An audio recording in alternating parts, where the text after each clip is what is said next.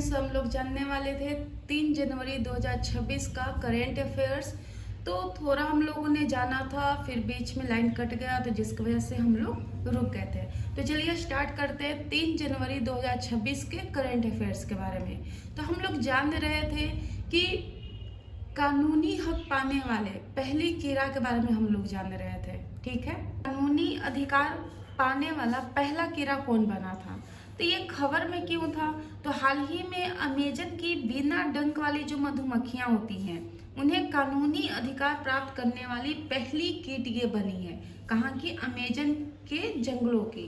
ठीक है, तो ये जो मधुमक्खियां हैं ये कानूनी अधिकार प्राप्त करने वाली पहली कीड़ा ये बनी है। आप देख सकते हैं कि इनका जो वैज्ञानिक नाम है मेलिपोनिनी है, और ये किस वंश यानी किस कुल से संबंधित है, तो एपिडे।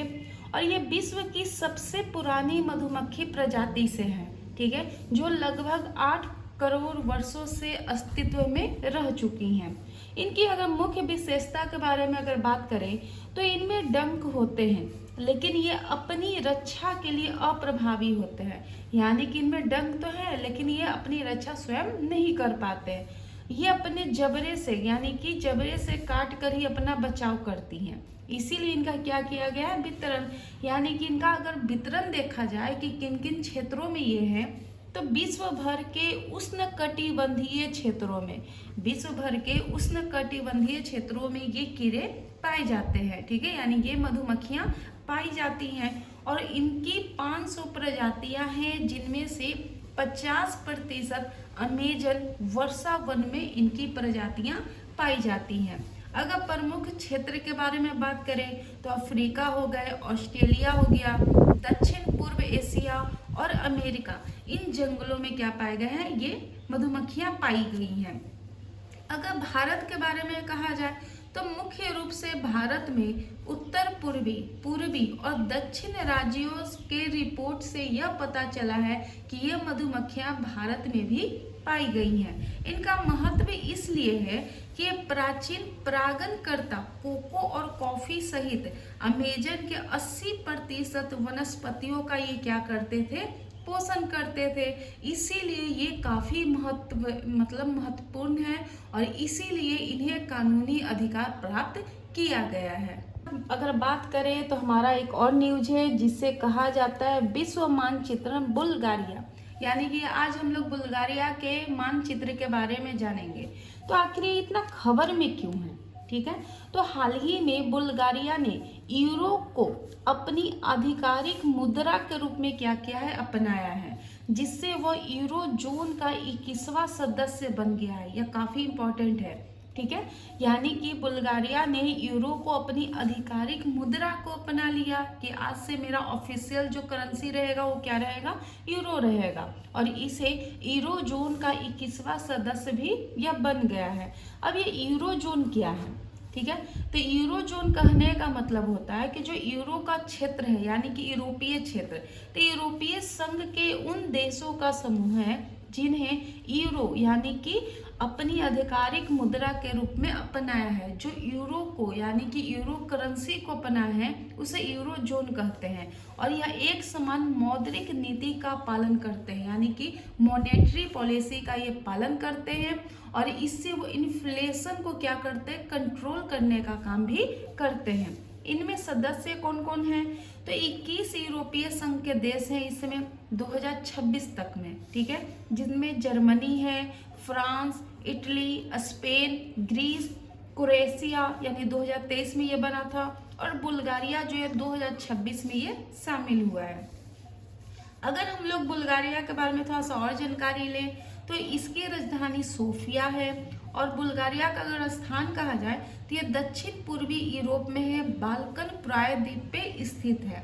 और इनके पड़ोसी देश कहा जाए तो उत्तर में रोमानिया, दक्षिण में तुर्की और ग्रीस, और पश्चिम में उत्तरी मैसेडोनिया और सर्बिया से क्या है? ये अटैच है। ठीक है, अगर बात करें सीमावर्ती जल निकाय के बारे में तो यहाँ पे काला सागर है पूर्व की ओर, ठीक है। राजनीतिक प्रणाली के बारे में अगर बात करें तो संसदीय गणराज्य है, यानी कि लोकतांत्रिक नहीं है, ठीक है। यानी संसदीय गणराज्य मतलब यहाँ पे जो संसद है वो गणराज्य है। विदेश संबंध अगर कहा जाए तो बुल्गारिया संयुक्त राष्ट्र जो है यूएन है। उत्तरी अटलांटिक संधि संगठन अगर कहा जाए तो नाटो से इनका संबंध है।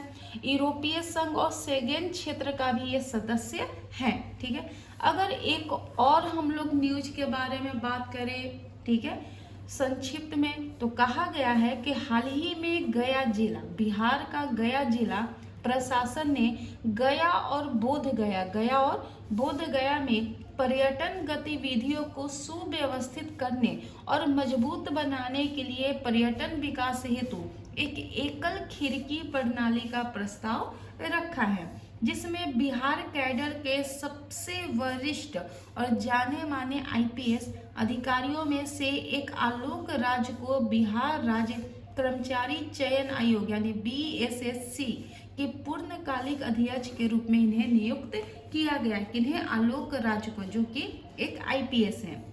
प्रधानमंत्री नरेंद्र मोदी की अध्यक्षता वाली कैबिनेट की नियुक्ति समिति ने यानी एसीसी ने लव अग्रवाल को वाणिज्य और उद्योग मंत्रालय यानी एमओसी और आई के विदेश व्यापार महानिदेशालय यानी डीजीएफटी का महानिदेशक यानी डीजी और रविंद्र कुमार अग्रवाल को भारतीय खाद्य निगम यानी एफसीआई का अध्यक्ष बनाया है और प्रबंधक निर्देशक सीएमडी जिसको कहते हैं वो नियुक्त किया गया है, ठीक है। देख सकते हैं कि प्रसिद्ध ब्रिटिश भारतीय हास्य कलाकार, अभिनेत्री और लेखिका रह चुकी मीरा सयाल को साहित्य, नाटक और परोपकार के क्षेत्र में उनके उत्कृष्ट योगदान के सम्मान में किंग चार्ल्स तृतीय की 9 वर्ष सम्मान सूची 2026 में डेम हुड यानी डीवीए से सम्मानित किया गया है, ठीक है।